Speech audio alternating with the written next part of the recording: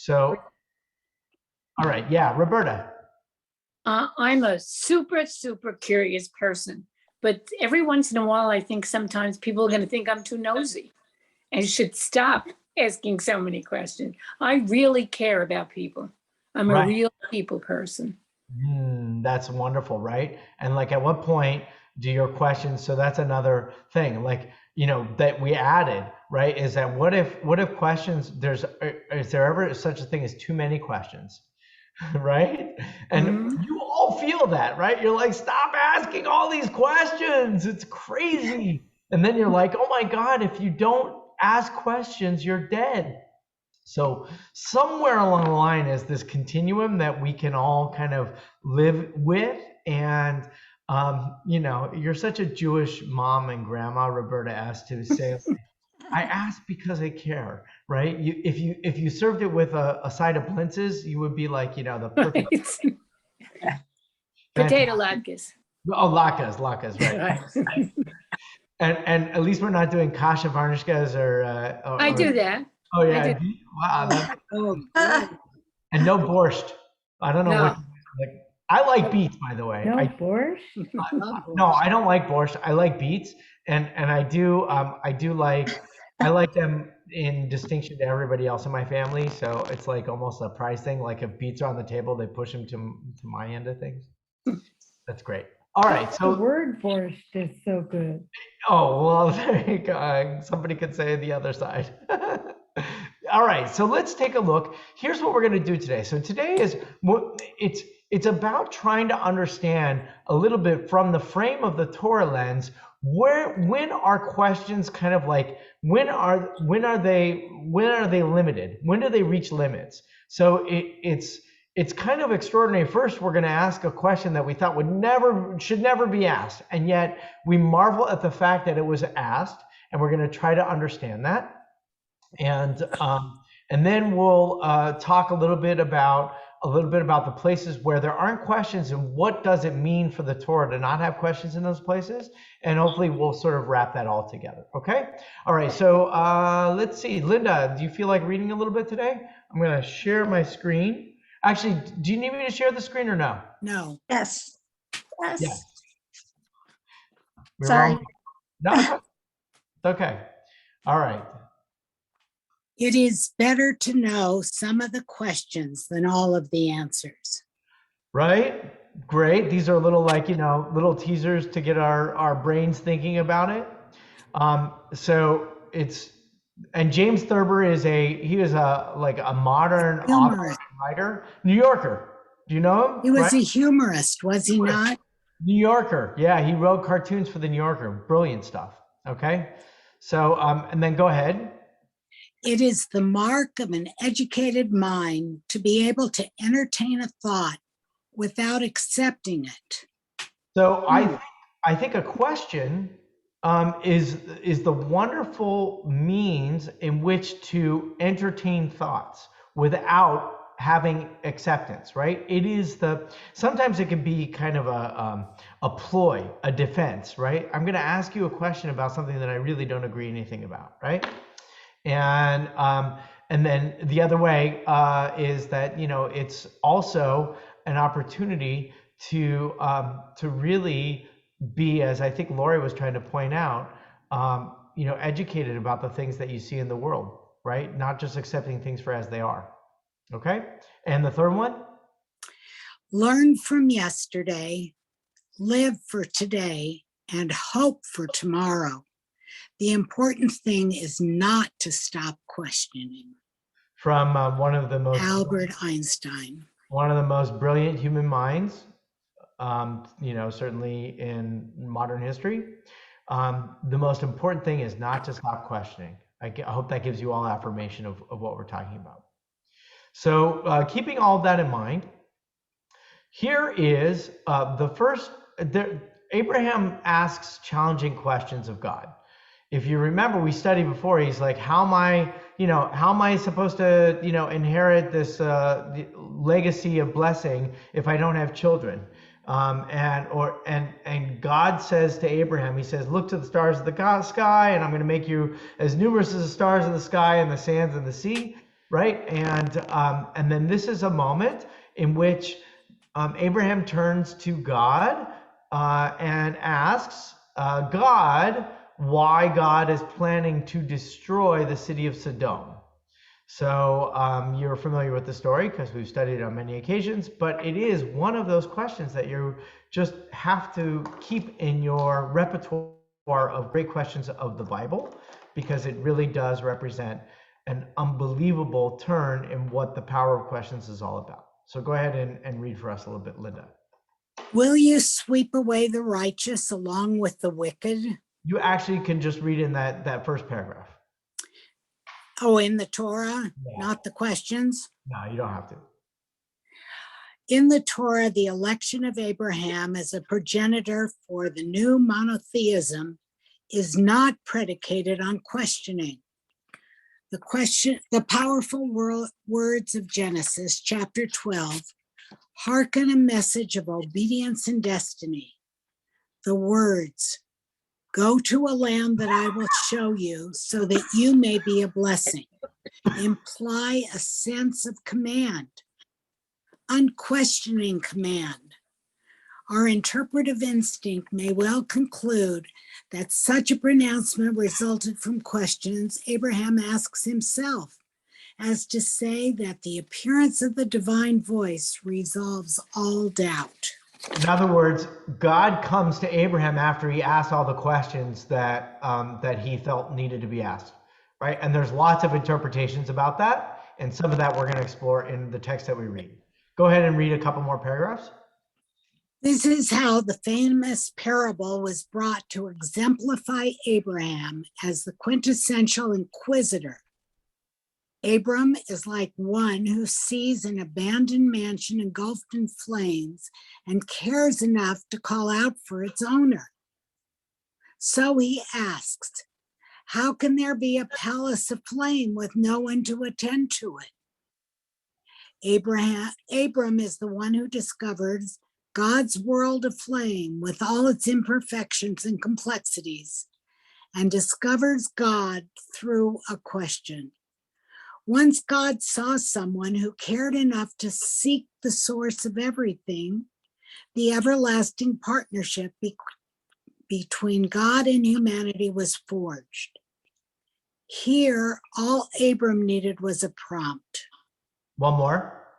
Talking to God involves a tremendous amount of self-reflection and moderation.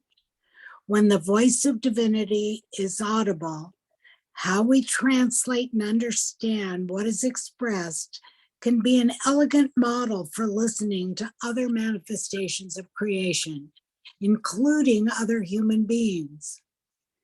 But what happens if, after careful and measured consideration, we hear something wrong or disagreeable? All right, so pause for a moment. So here we go, right? So when you're reading this in the Torah, you might go down to the direction and say, this is Abraham challenging God, right? And if you know the story really well, God actually asked a question. He says, shall I hide from Abraham what I'm about to do? And so then Abraham sees it, and then Abraham is now going to present the challenge. But before we get to the challenge, you have to understand that Abraham was primed. He was primed to ask the question because he'd been asking questions all on his own. And this is at least a biblical definition of faith. Now we have the layer of interpretation from the rabbinic tradition to help us out.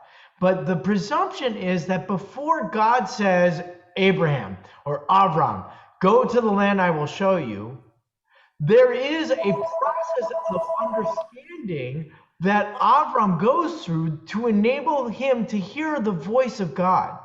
In other words, it's not that God's voice exists without human beings being attentive to the possibility that there's a voice there. People can walk the world without hearing anything. We know that happens all the time. But most of us, even the most skeptical among us, will be hearing something. We might take a biological point of view and say, this is our conscious, This is our mind with neurons and synapses trying to make sense of the world around us and prompting us to ask questions because we're data making machines. And there's things that exist that we don't understand, so our mind is trying to figure them out. That's one way of understanding it. On the other hand, there is something that exists that is beyond us. And the very possibility that that is true is what creates the moral being. Being a moral human being understands that there is something you do not yet know. Having the capacity, the patience, the curiosity, the integrity to see something that is bigger than yourself, that is the mark of a religious being, a faithful person. And Avram is the quintessential model. So what does he do? He is, and the rabbis now help us, and they say, Avram is the one that was walking the world and saw the world aflame, saw injustice, saw the way that people were treating each other, and said, how is it possible that this thing called existence can be racked with so much pain? Where is the owner? Where is the person who is responsible for all this? It cannot be without a responsible force. And in that moment, that's when God said, I have a partner. Do you understand that? The partner it's not a physical being. It is a conclusion of awareness. And then the question becomes, what happens when the awareness is inconsistent with the moral value you have discovered in the world around you? Are you with me? Everybody okay? Any pauses? Can you say that again? What happens, this is what I just said in my last sentence, we'll go back to it, right? It was in that last sentence. What happens when there's an inconsistency between your awareness of the way the world is or ought to be, and with a force which seems to be in some way undoing that way the world is, right? You would say, do you throw your hands up in the air and say, I must not have known the way the world was supposed to be, and this is just that force more powerful than me showing its power? That's one way. Or you could say, no, I have to ask a question, because without asking a question, I can't get to the answer that I need to know. Barbara. So what do you say about the person that doesn't ask questions but truly believes? I would say I would say that person is in some way delusional. And I don't mean that I think delusional in the sense of there is blind faith. That's what we've been talking about. The whole premise of this project is that the quest for resolving uncertainty is a sacred endeavor. It is actually it's a crucial endeavor.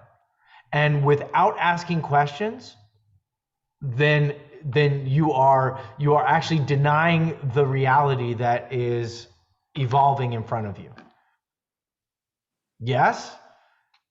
So how do you help? Now, I think you're probably your wheels are going. How do you help someone who doesn't ask any questions? Very lovingly.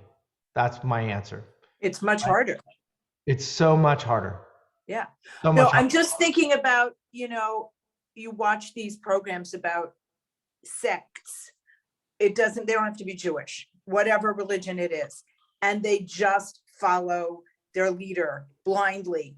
And I don't know if it's because they have faith or this is just what you do. And so you just do it. And they don't ask the question. But does that diminish their faith? It doesn't I diminish. don't know. I No, don't it know doesn't. if it does. For No. me, it would. I couldn't do that personally, but I'm just saying, I'm just throwing it back out there thinking maybe that's okay too. So I don't think it diminishes one's faith when they stop asking questions. When somebody stops asking questions, I think that faith is not necessarily the conclusion of the process. I don't think that faith is the ultimate outcome. It's certainly not in Judaism. The ultimate outcome is partnership. And to be in partnership, you have to be in faithful partnership, right? That's trusting, it's covenanted. You do X and I do Y. And between us, we're going to make this thing work. That's what we teach. It's not that I did this and you do that and you obey, and if you don't, you're punished, which is what a lot of people read into religion. That's not Judaism, right? It's a distraction. So when I respond to you with somebody who says, I don't have any questions and I just look at the world, and I say respond lovingly, it is inevitable that a question occurs. It is part of being human. To deny a question is to deny your humanity.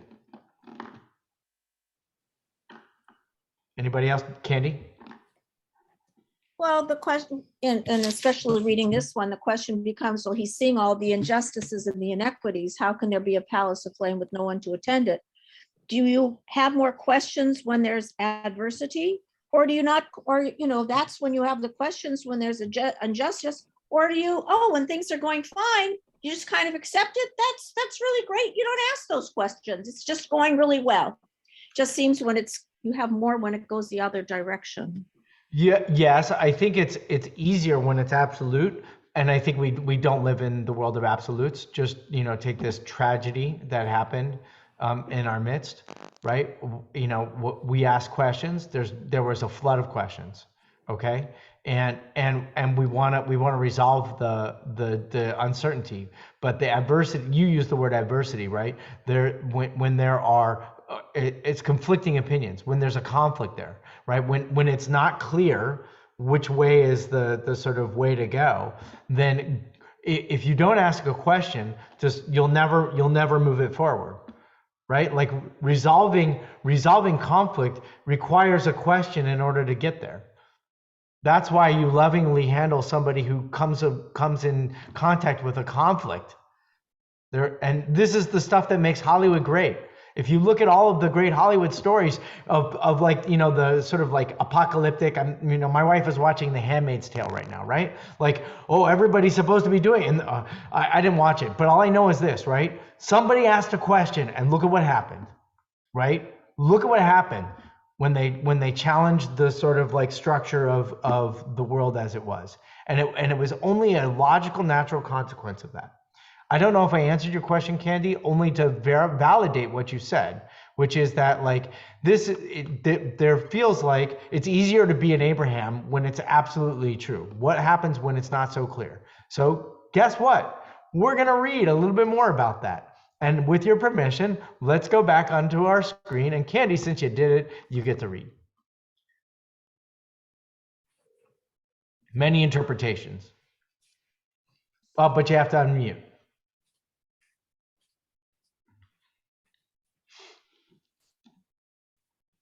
Nope, not yet. Sorry.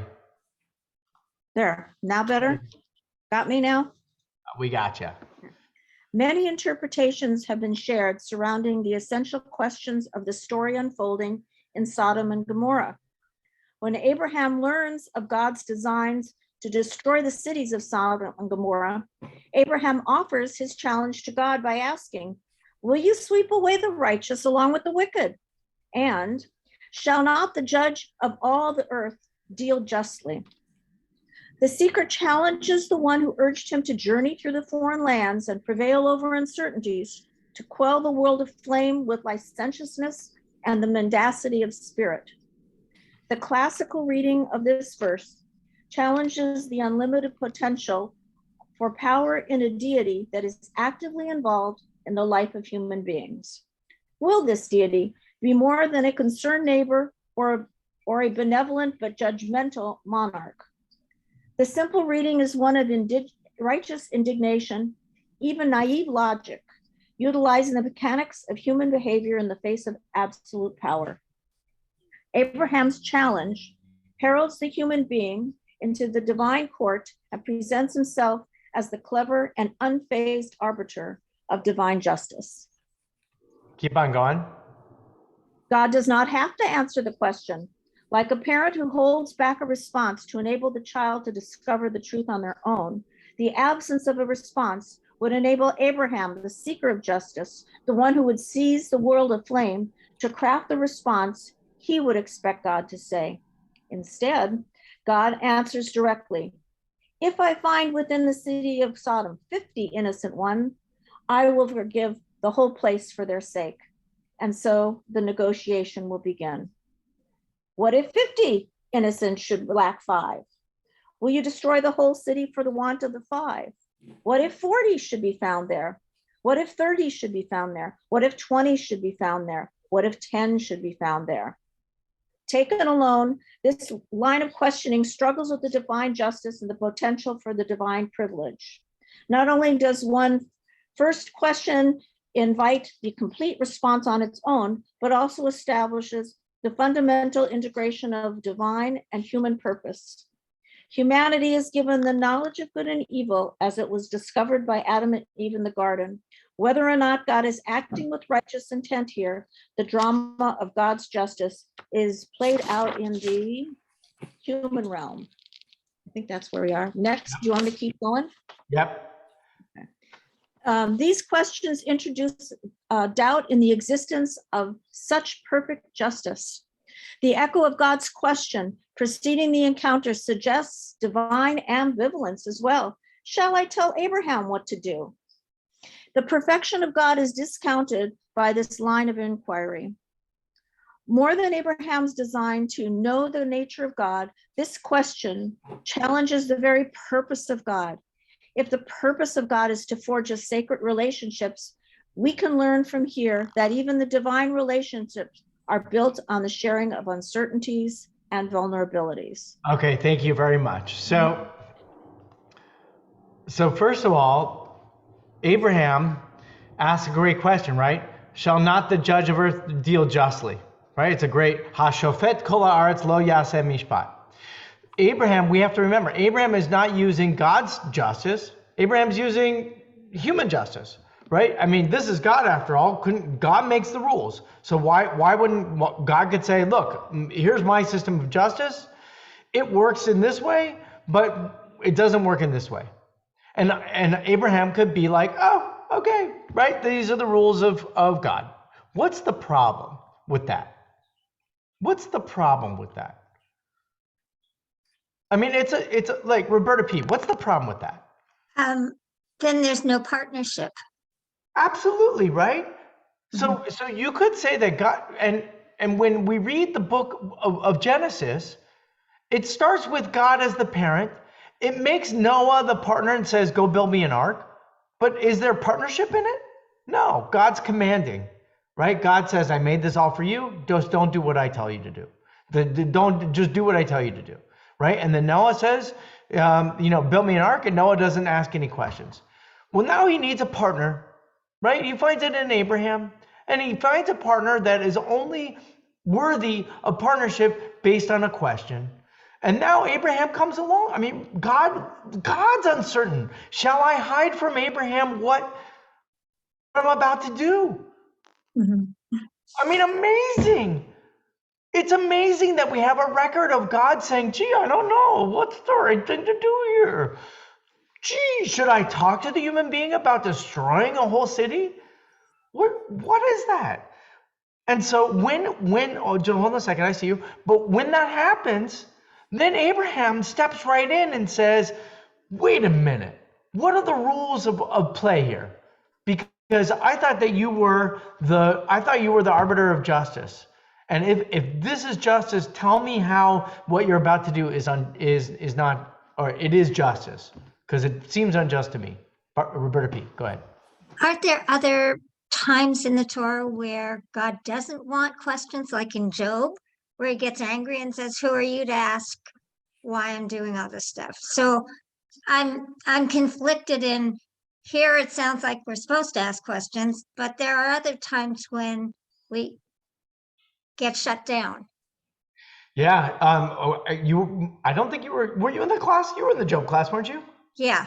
Yeah, right. So like, you remember when we dealt with Job? We were so angry. We were like, why is this book in the Bible? If it's there to try and tell us, don't ask any questions. Right. But what happens? Remember, it's 38 chapters of questions. It's All right, 38 chapters of all different kinds of moments. And really, right, like if you remember, I did, because I was curious along the way before we taught this class, I wrote down all the questions. And there were questions kind of like interspersed in between, but then it comes with God. And God asks a whole bunch of questions. It's a whole chapter of like never ending questions. Who set the earth on the foundations, and who built this, and who did that, and who did this, and who did that, right? And like, so here we have a containment of God's questions, right? Those are God's questions. You understand the difference? Right? It's not that like God is also asking a question. Who are you? Who are you to question me? Well, I think we have the answer, don't we?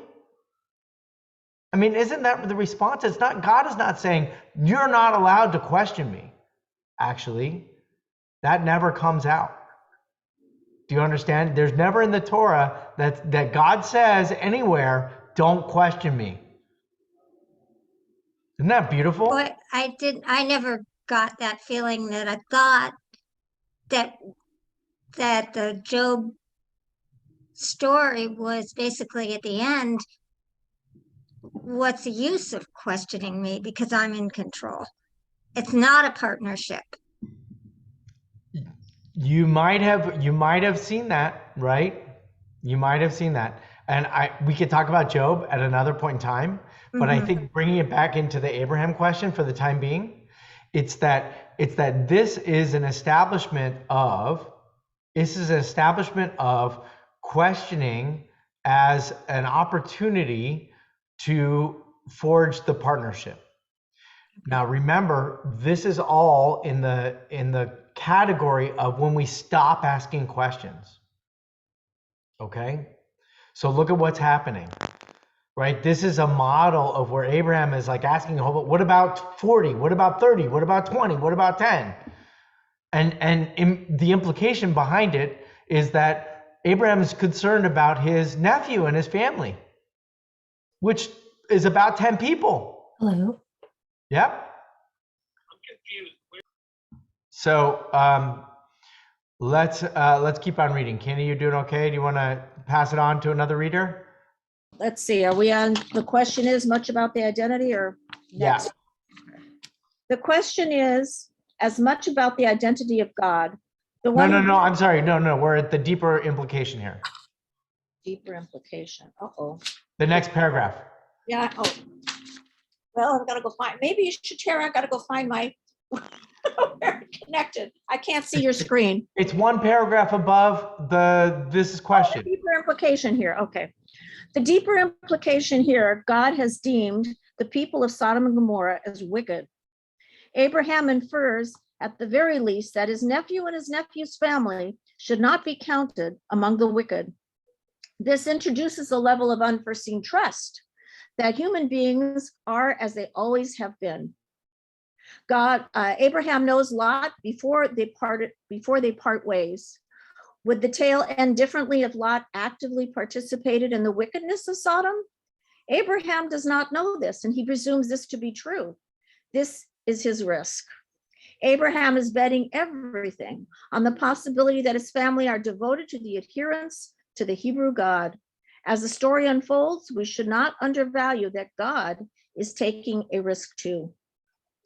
This question, and as much about the identity of God, the one who judges all the earth, as it is about Abraham. God's answer to Abraham isn't petty errand in the face of absolute power. The question unlocks the prism of God's justice in the world, one which does not easily refract through the human lens. And yet, God entertains the possibility of change, even willing to compromise on the fewest number of righteous beings to underscore the message. The cities will be destroyed because no one who lives there is worthy of divine presence. The story is the narrative to remind us that God's presence is in the spirit of Abraham. Okay, so here's one way to sort of read it, right? And Roberta, this might sort of bring back to Job a little bit. Questions may also have a spirit of divinity in them. And the question enabling God enabling Abraham to ask the questions is an affirmation that there is this thing called justice, and that it is going to be arbitrated or meted out by human beings, even though this is a story about justice. And part of the sort of partnership of what's taking place is that Abraham is reaching the conclusion, the same conclusion as God is as well, that if there are at least 10 people who are righteous, he won't destroy the city. But there aren't 10. And by argument, we might even say that Lot is a little bit questionable. But Lot, we know the story, right? You know that the angels go to the city, they tell Lot, like, take care of us. The people of the city say, come out and give them to us. And Lot protects the angels. And then the angels say, get out of here. And how many people leave? Lot, Lot's wife, Lot's 2 daughters, and their 2 husbands. 7, less than 10. If you wanted to add the angels, 9.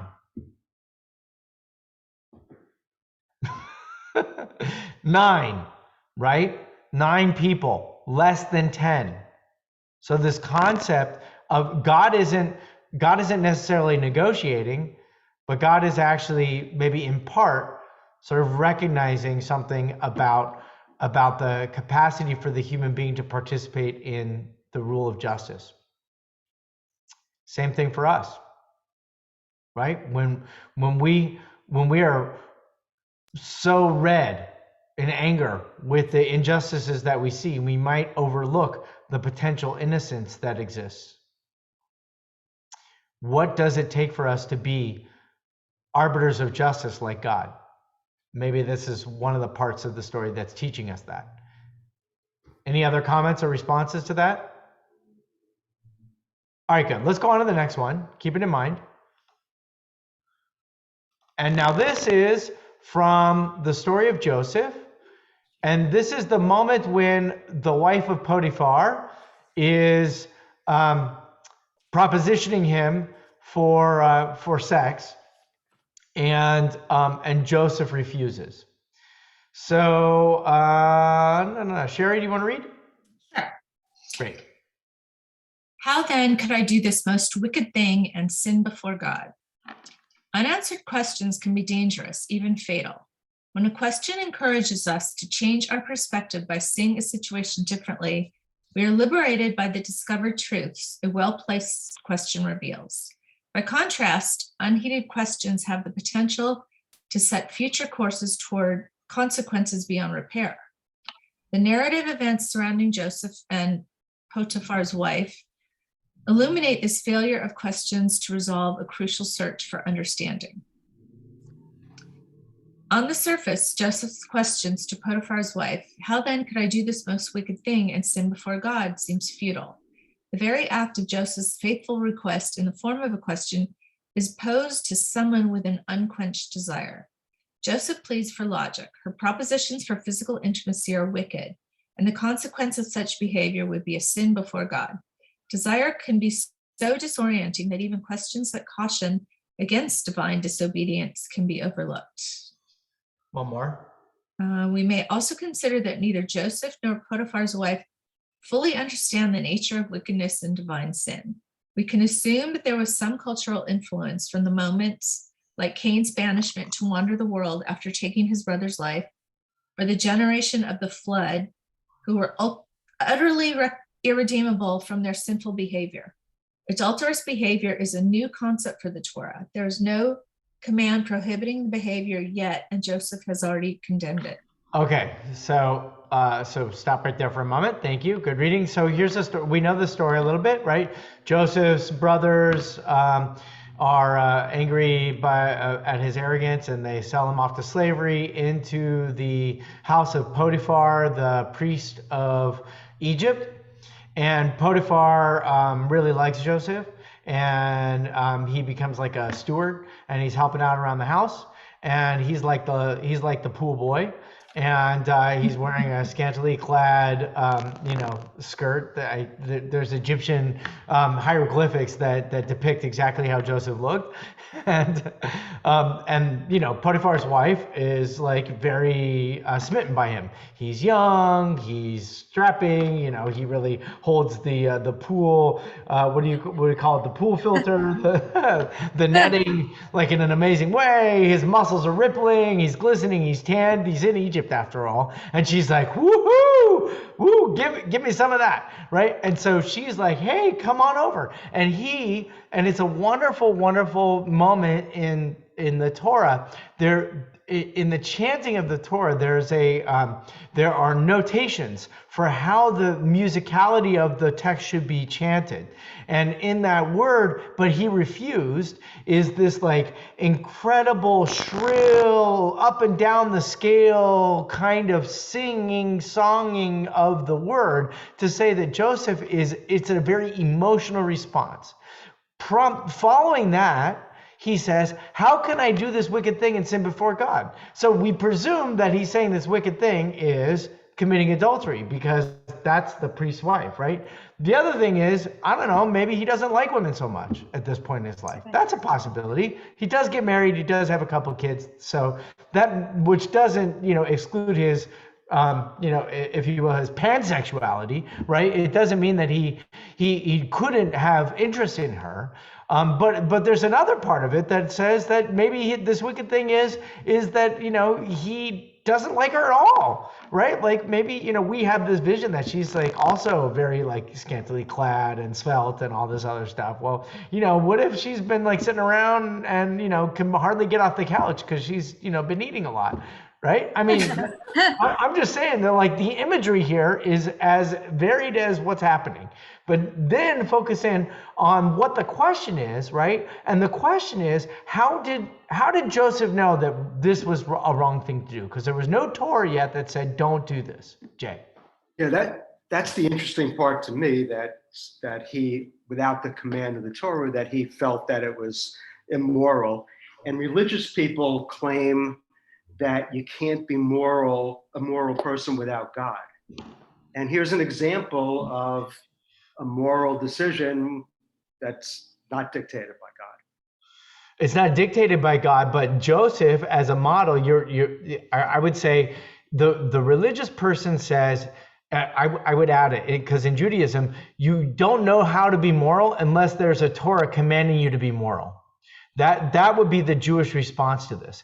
So how can you be moral without a Torah? That's where I think that you would get a hiccup. But Joseph intuits, he infers that this is wrong, right? And his protest is based on a moral code that was not commanded by God, which is what you said. So where did it come from?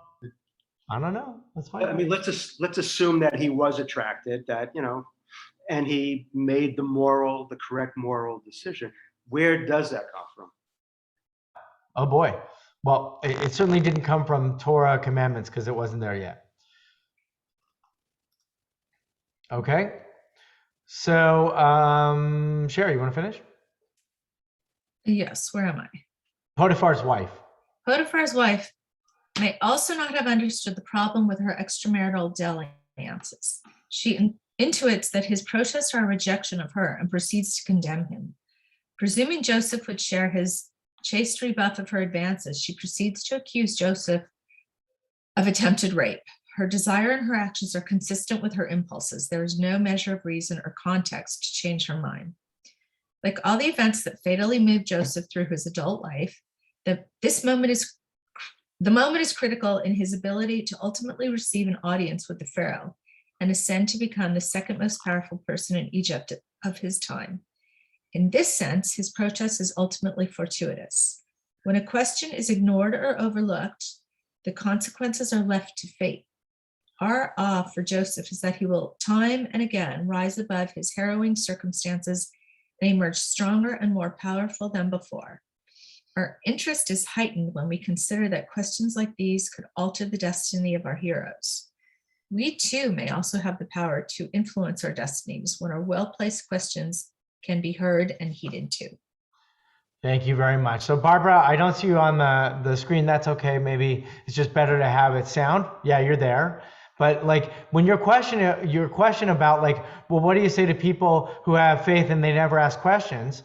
Well, the part of the answer is that it's not faith, it's fate, right? When you and fate is not the same thing as faith.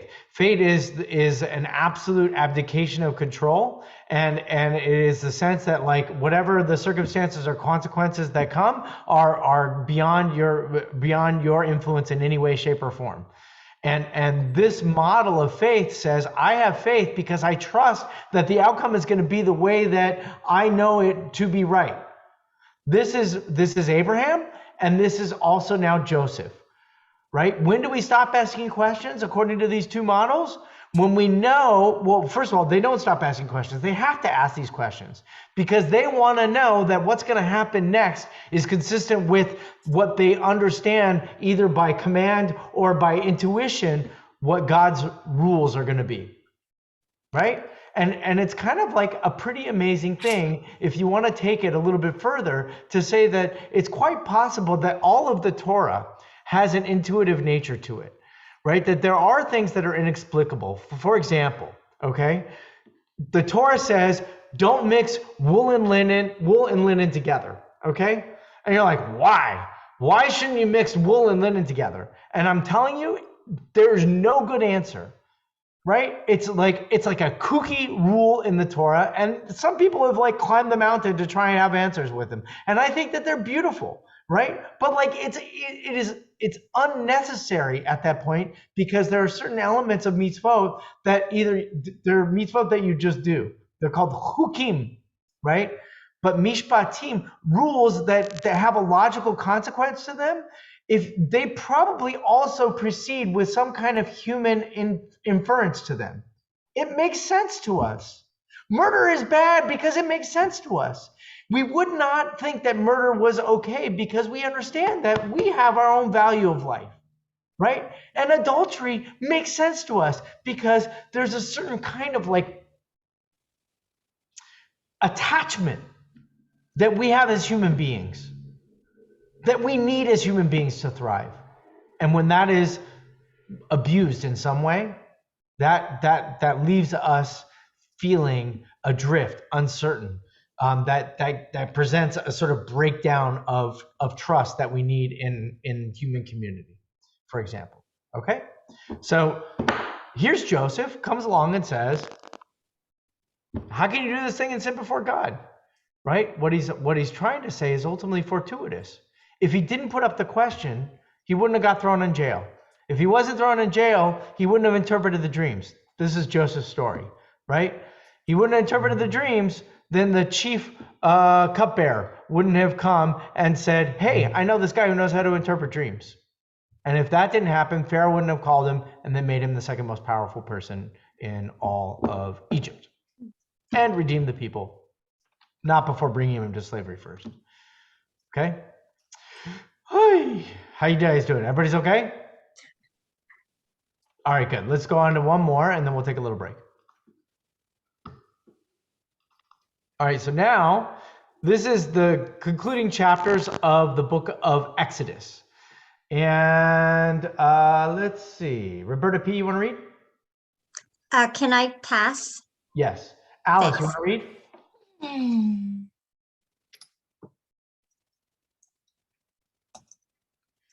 Vayakel and Pekudai. Pekudai, you got it. Pekudai.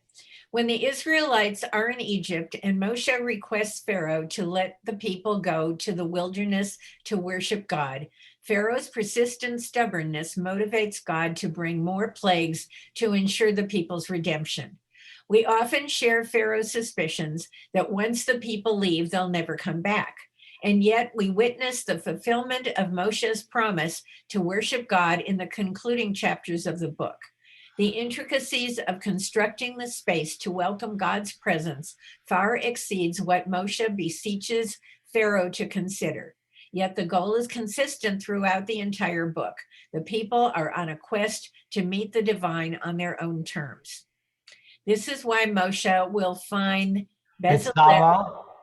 I'm sorry, what? No, Bezalel and Oholiav. Them, the creative artisans, to gather the abundance of material used to construct the Mishkan. They represent the quest to meet the divine without question. The act of gathering all the potential and forming something new or unique is a hallmark of creativity and reflects a certain amount of faith that what is being gathered will indeed form something new, even holy. The absence of questions here offers insight into the creative process. Creativity is more than a fulfillment of instructional steps to construct a holy structure. We learn here that anything creative is the courageous attempt to find certainty. Those guys do so with flourish. The other significant moment in the description of the construction of the Mishkan is the command to cease bringing gifts. Moshe instructs the people to cease from offering their gifts because they have collected more than enough material to complete the building of the Mishkan. This is always a remarkable moment to embrace amidst the complaints and drudgery the people continually express throughout their journeys. Here is a moment when the people have offered more than enough, and it is presented without question.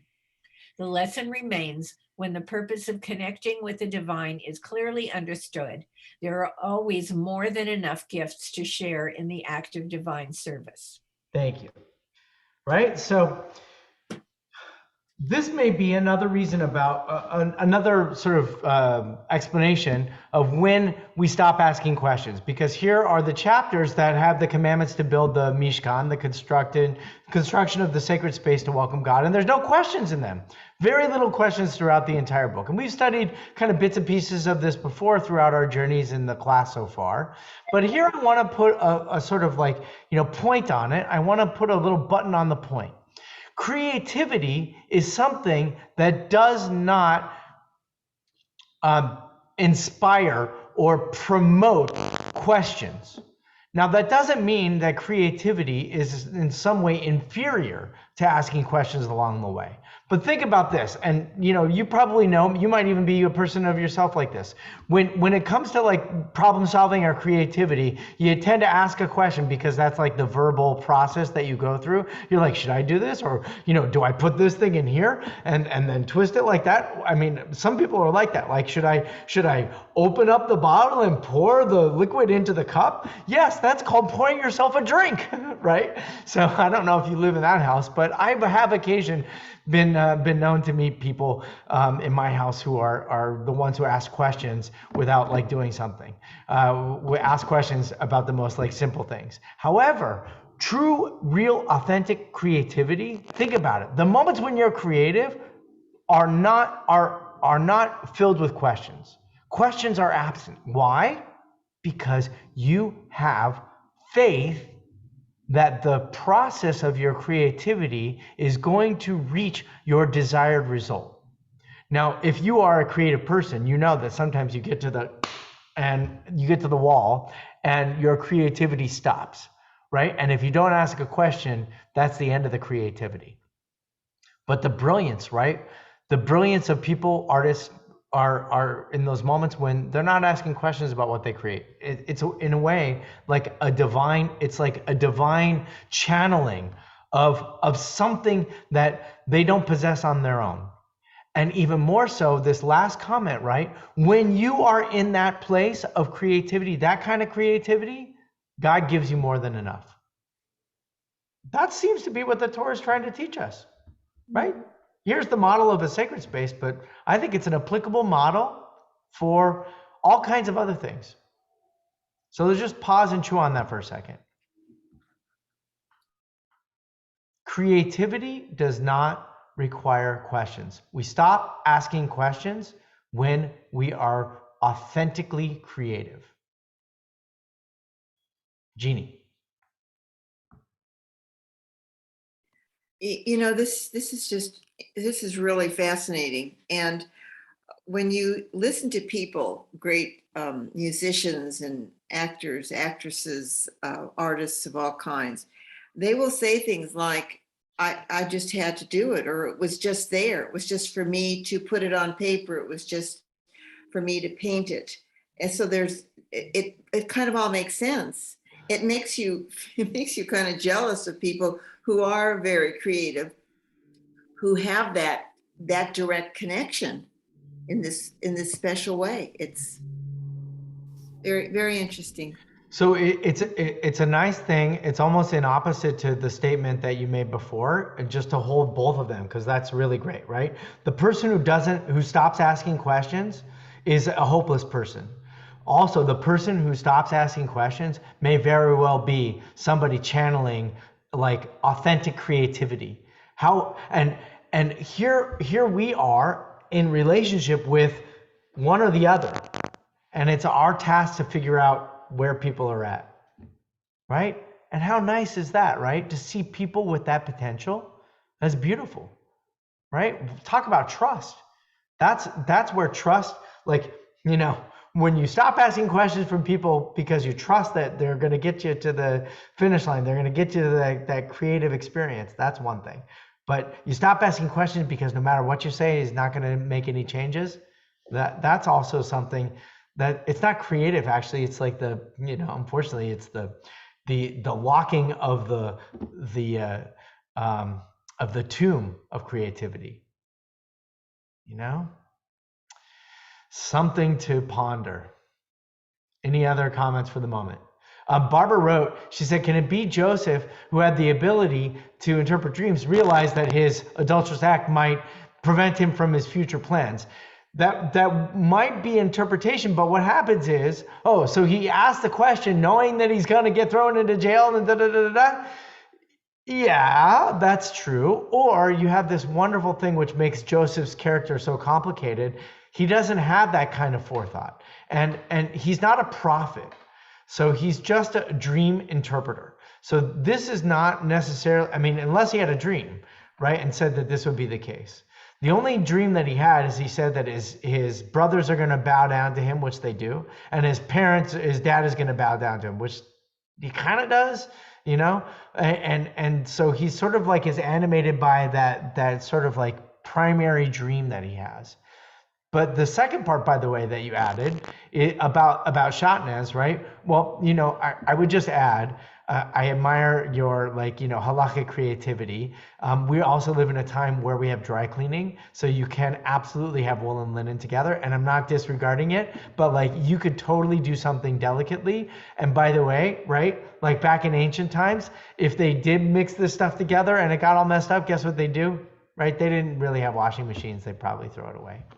It's not until the rabbis come much later that they figure out, you know, issues with washing and what you can wash and what you can't wash. But I'll tell you one interpretation that I like the most. You ready? What I like the most, Barbara? What I like the most is that a talit is made out of wool and the strings are made out of linen, potentially.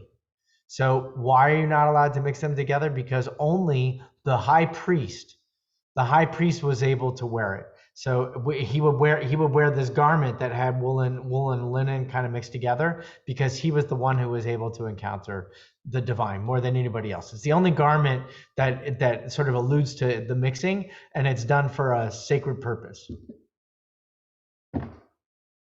These are thoughts. Oh, we lost Barbara.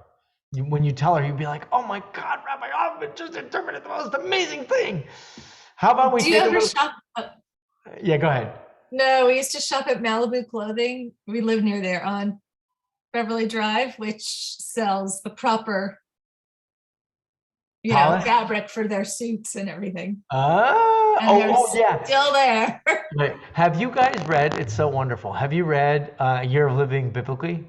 It is such an important read. Okay, it's A.J. Jacobs. It is a must read on your book list. It's hilarious because he decides, he's a Jewish guy, he writes for Esquire magazine and other places, and he decides to follow the Torah literally for a year, right? And one of the episodes is about him trying to do this, wool and linen, and there are checkers, right? So you buy a suit, and then you go to a tailor and they will tell you by the fibers whether there's wool and linen intermingled. And if it is, I guess you got to return the thing if you can. And you wonder why Jews are a little. All right. My dear friends, let's take a quick break. It's 11:48. We'll come back at 11:55. Okay? Okay, great. So, wonderful. So we've now been through Genesis and Exodus, and just kind of like getting little displays of points where questions kind of like, but in both of the examples of Genesis, but also in Genesis, there was no real response to the questions that were being asked. And I think the first one, Abraham establishes the fact that we need to ask questions, even though he ultimately resolves that, after 10, there's no more negotiation, right? We would have wanted Abraham to say, what if there's one righteous person, right? Well, even Abraham has a limit, right? And then you get to Joseph, and he's asking this question, and whether it's a premonition or it's a sort of like intuition of a certain moral compass that God didn't command him, that's also a part where questions have their limits. Then we talked about the possibility of creativity, and that we don't ask questions when we are authentically creative. And now we're in a place where there's actually a shift. And this shift is actually one of the rare moments in which the Torah says, don't ask a question. So let's read. Pam, are you up for it? Good.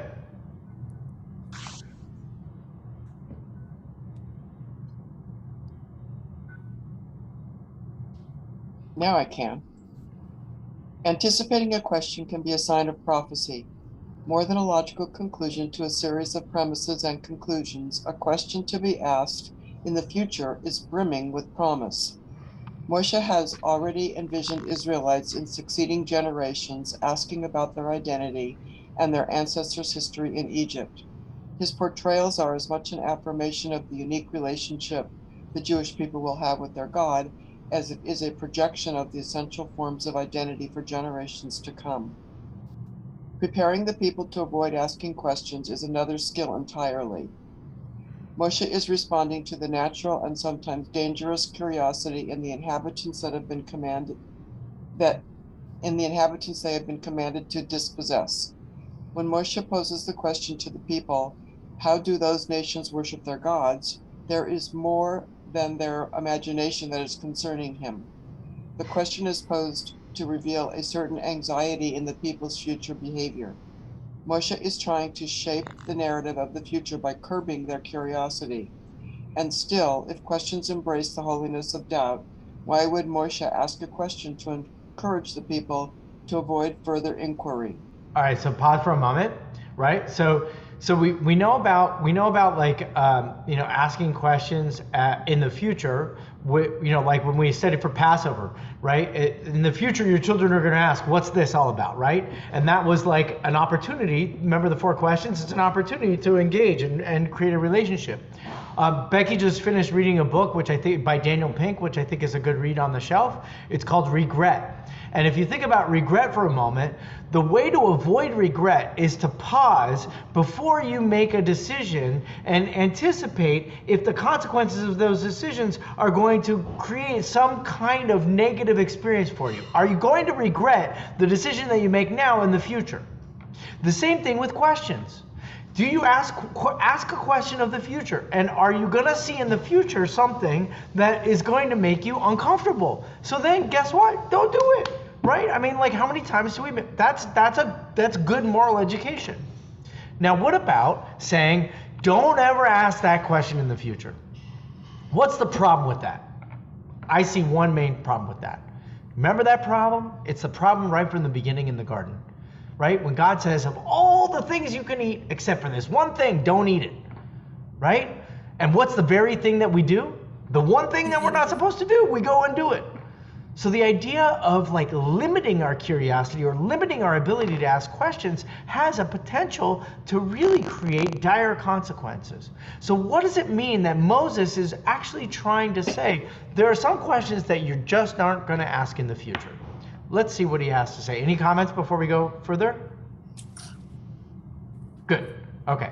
So go ahead, Pam. Did I leave off Moshe's goal? Yeah. Moshe's goal was to prevent interest in false gods and simultaneously inspire their faith in God's divine providence.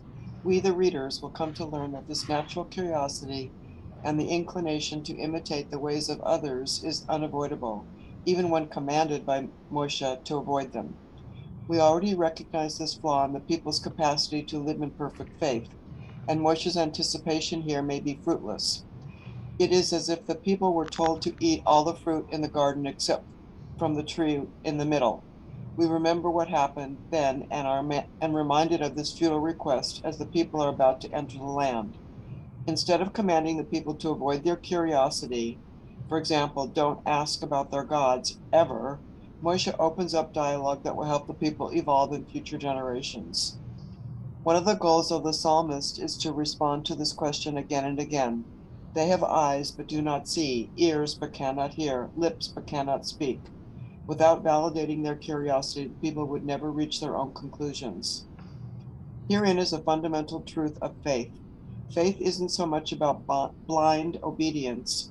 Faith is about the reflection upon a range of thoughts which may deviate from a sense of higher purpose and truth. Making the choice to act in alignment with the truths of the Torah prescribes, with the truths the Torah prescribes, is an active response. Moshe's intent is to guide the people toward this choice. Like a loving parent who wants their child to choose wisely, this question equally anticipates curiosity and prompts the deeper thinking that others' behavior may appear to be inconsistent or contradictory to the wisdom of the Torah. Okay, so, it could be like a parent who says, look, don't ask about these questions in the future, full well knowing that, like, if you say don't do it, guess what they're gonna, likely do, right? So one could be like, and, with parents and children, it's a lot easier, right? Kids are less likely to sort of ask questions because they were told again and again and again, don't do it, don't do it, don't do it. But here's the thing that's sort of redemptive about this, is that it's not just a question without an understanding of the consequence. So God doesn't say in the beginning, don't eat of that fruit of the garden. Actually, that's not what happens at all, right? It doesn't say, and you will die. They don't know death. That all comes later. It's like those are glosses on the action. But here, there is built into the concept that says, look, don't do this because I know the consequences of it. So there are places where you say, look, I know what is going to happen next, and I am telling you not to do that. So if you want to ask the question of what it is like to be like them, I'm going to tell you don't do that because I've already been down that road, so to speak, and I've already learned the consequences for it, and I'm going to help you learn how to make a better choice along the way. Now, it's an interesting way to educate, right? Is it the most effective form of education? Right? What are the most important ways to learn something? You can learn by getting it from a book, right? You can learn, open up the book and it says, do this, don't do that, do this, don't do that. You can learn by experience, right? Don't do that. Why not? Ouch, that hurts. Okay, that's really good experience. And what else can you learn by? Wisdom. No, Roberta P., what do you want to say? You can learn by doing and failing. Right. So that's that experience thing, right? You can learn by doing and failing, and there's nothing wrong with it. It's an effective way of learning. Just like picking up a book and reading from it is an effective way of learning too. But there is also an effective way of learning, which is the path of wisdom. What does it take to be a student of wisdom? Does it take experience? Alice, what do you say? I think you gain wisdom from seeing what happens around you, from watching others. So some of it is sympathetic, right? Like you see somebody who's upset and you're like, oh God, I really feel what you feel, and I understand, right? I understand what you're feeling. Or you're empathetic, right? That you say like, that experience is horrible, and the fact that you're experiencing it is horrible, and I feel for you having the suffering of that experience, right? So that's and one I'll learn never to do that. Right, exactly. By seeing that, that's yeah. Would you like to? I have someone who wants to run through the screen. Okay, go on. Now she's shamed. I just called her a superhero. Now she's ashamed. This is our life, people.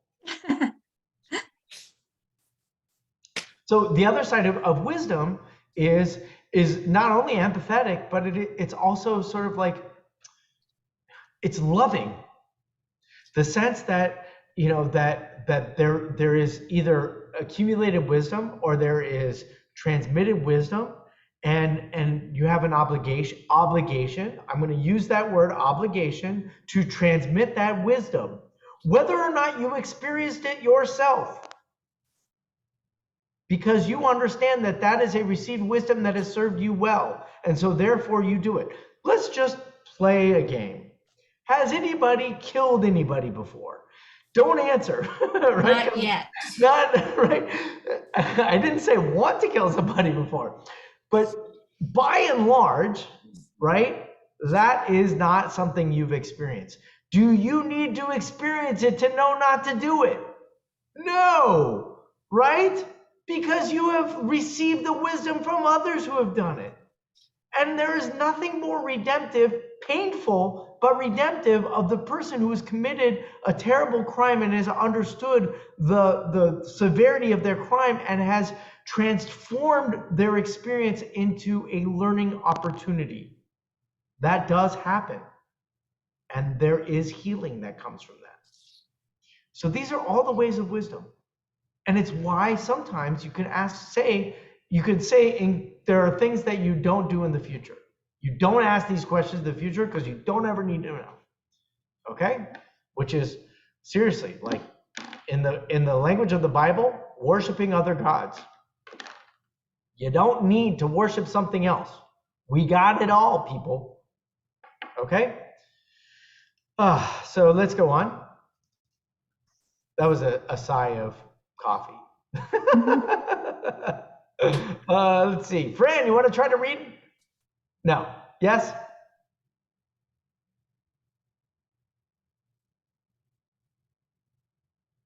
No, you're muted. Oh, man.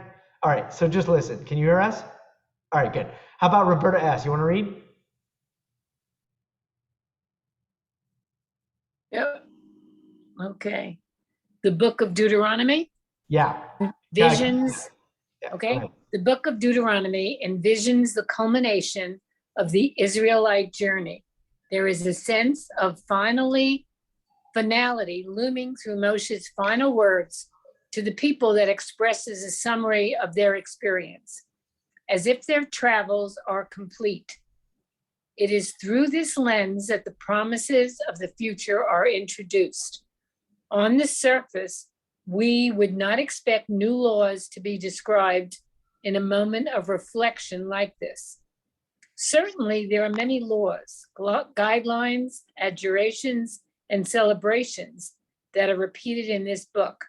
Yet these chapters epitomize the inclusion of new laws, perhaps in relation to the many laws the people have received before. Their framing is unique and explicit nonetheless.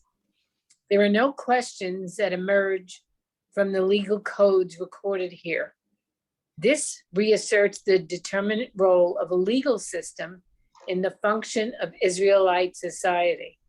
In addition, we have learned before, there is no uncertainty when vision and mission are in alignment with the collective will of the people. These chapters also include definitive blessings for adherence and curses for disobedience. Unlike the use of the Urim and Thummim, stones with some oracular quality to determine blessings and curses from a supernatural source, the language of certainty here is troubling and not empirically proven. They are presented more as a threat or a cautionary tale than a promise. The presence of explicit blessings and more succinctly shuddering curses is to dissuade behavior that deviates from the covenantal promise made at Mount Sinai. These chapters are essential in the preparations for the people to enter the land and assume the responsibilities of governing as a nation. There are ethical and civil laws that dictate behavior and serve as the standard by which punishment or correction will be necessary. There is also a vision of a future replete with blessings and scorched by curse, depending on the people's choices. As the final chapters truly do summarize the journey of the Israelites and expand this vision beyond behavioral expectations, we will refer back to this wisdom throughout the generations to glean from them a code of behavior that transcends blessings and curses altogether. Thank you. All right, so what did I just say? So the concept is that in a place where there's questions, where there's no questions like this, it's a legal code, but there's also these blessings and curses in these chapters. Okay, so there's a whole bunch of laws that are introduced in these chapters, and then Moses gets on the mountain and says, if you follow the rules, there will be blessings, and if you disobey the rules, there'll be consequences. When does somebody accept blessing and curses in their lives? I mean, really, when do you accept the blessing? Always? Unless you're humble and you'll be like, oh, shucks, I don't deserve that, right? And when do you accept the curse? Never, right? Right? No, we never have curses, right? So it's kind of like, wait a minute. Do blessings and curses really exist then? If we're always accepting blessings and denying curses? Or is that just a little game that we play for ourselves? Yeah, pretty much, right? Pam is saying, yep, it's a game we play ourselves. There are blessings and curses. There are consequences to actions, right? And we stop asking questions in the face of those, right? So, I mean, like real consequences are the ones that are accepted, if you can, right? As long as the question isn't fatal or the consequence isn't fatal. Yeah? So not accepting a curse to me makes me believe in God. If I'm assuming it's coming from God, and I don't know my beliefs. I'm not ready to commit to my beliefs. But you think.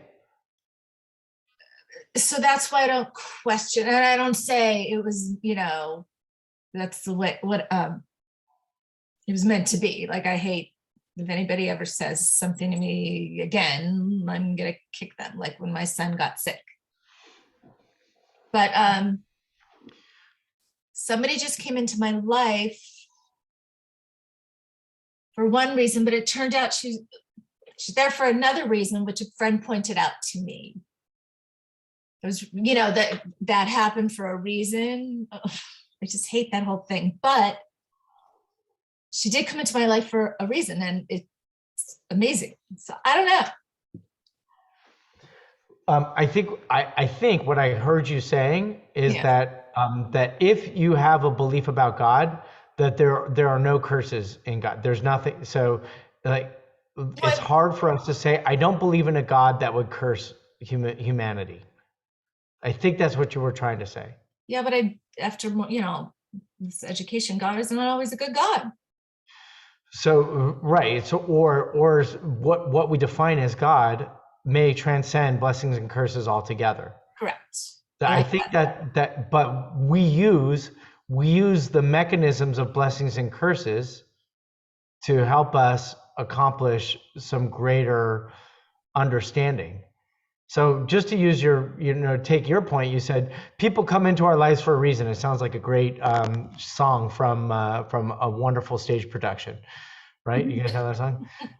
People come into our lives for some reason. All right.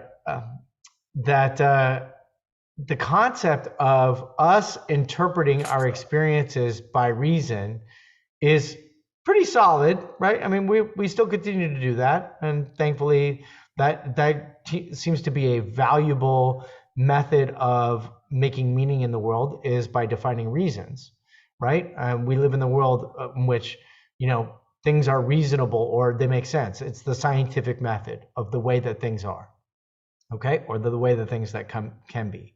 So the concept is, if there's in this book a description of blessings for adherence and curses for disobedience, our discomfort is, one, in the sort of like impracticality of it, because there's plenty of people that are disobedient. But what we're trying to understand is, what does it mean to be in a place to no longer ask questions about what the future may reveal itself, neither blessings nor curses? I think that's what the Torah may try to be accomplishing with this, as opposed to make a group of people who obey and a place to punish them if they don't. Because I think that a lot of people get, severely disappointed. I don't think we can believe in a God that works that way. Besides the fact that it's not empirically proven, right? There's no reason to believe that is true. That's the challenge that we face. So here's a point where we say, we don't ask the questions in the face of blessings and curses. I might be so bold as to say, because this is not a place where we really need to discover God, because that's not where God is. That's what I think you're trying to say. I like that better. I don't find God in that spot, right? I like that too, but boy, that was a tough thing to get to, right? No, it makes it tough, because we live in a world where people just want to tell us what the right thing to do is, right? We don't want to ask questions. But I think here's the other point, right? When you don't ask questions, you only get blessings for good things and you only get curses for bad things. That's what happens when you don't ask questions. Okay. Right? And that's what the Torah is maybe trying to get to. Hi, Sonny. It's great to see you, buddy.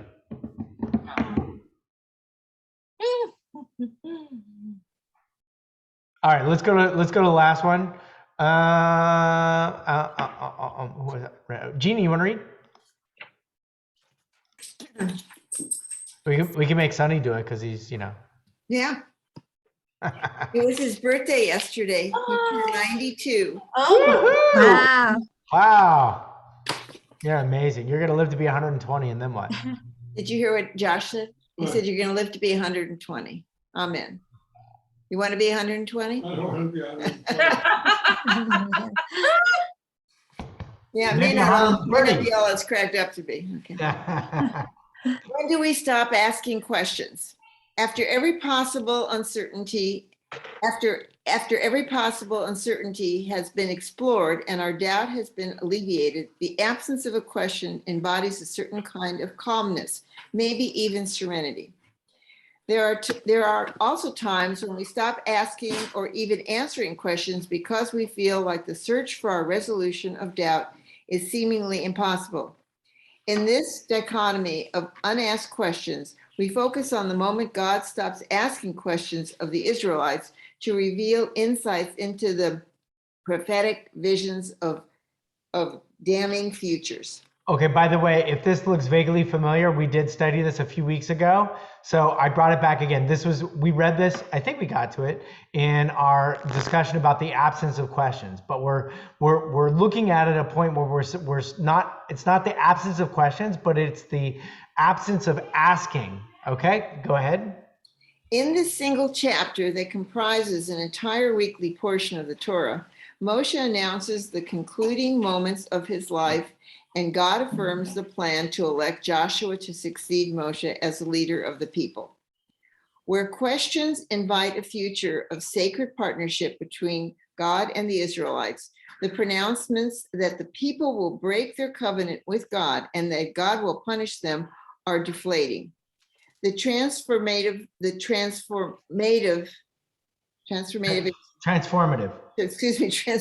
experience the family of Abraham has endured for hundreds of years is replete with questions and opportunities for greater relationships and connection. Yet God has reached a conclusion about the people. God proclaims, they will eat their fill and grow fat and turn to other gods and serve them. spurning me and breaking my covenant. For I know what plans they are devising even now, before I bring them into the land I promised an oath. Their defiance is no longer worthy of holy doubt. The paralyzing statement by God, I will abandon them and hide my countenance from them, may evoke a sense of guilt in the reader. Either the people are not worthy of divine presence because they disobey the laws of God's commandments, or there simply will never be enough devotion and commitment expressed by the people to assuage God's concerns. In a way, we are glad the book does not conclude after this moment. There will yet be more questions asked as the people reach the promised land. There is a powerful lesson about questions and their quality to continue a conversation and relationship. When we stop asking questions and envision catastrophic futures, we lose a sense of hope, even purpose. Our goal is always to be ready to ask more questions, ideally to bring us to a place of calmness, serenity, even faith. Okay, so bringing us back full circle, right? Isn't that it? Right. So if we stop asking questions because of the catastrophic futures that we envision, that is the epitome of hopelessness. That is so not Jewish, right? Like, we just don't live in that. And we've seen more than enough despairing moments to maybe compel us to think that the futures would be so damning. However, look at us, right? This is why it's so wonderful that the story doesn't conclude after a moment of these proclamations without any questions. God says, you're going to spurn me and you're going to be terrible, and I even know what you're going to do before you do it, and all these things that, like, God says that people are going to do. And God becomes very very distanced from the covenantal relationship, because God doesn't feel like there's a partner with the people. After all this, there's no partnership, and so therefore God is going to be retreating into the background. And how sad it would be if there weren't any questions, because what do the questions do? What do good questions do? They bring us back in. That's why Roberta loves asking questions. Roberta S. Because she said, I just want you close to me.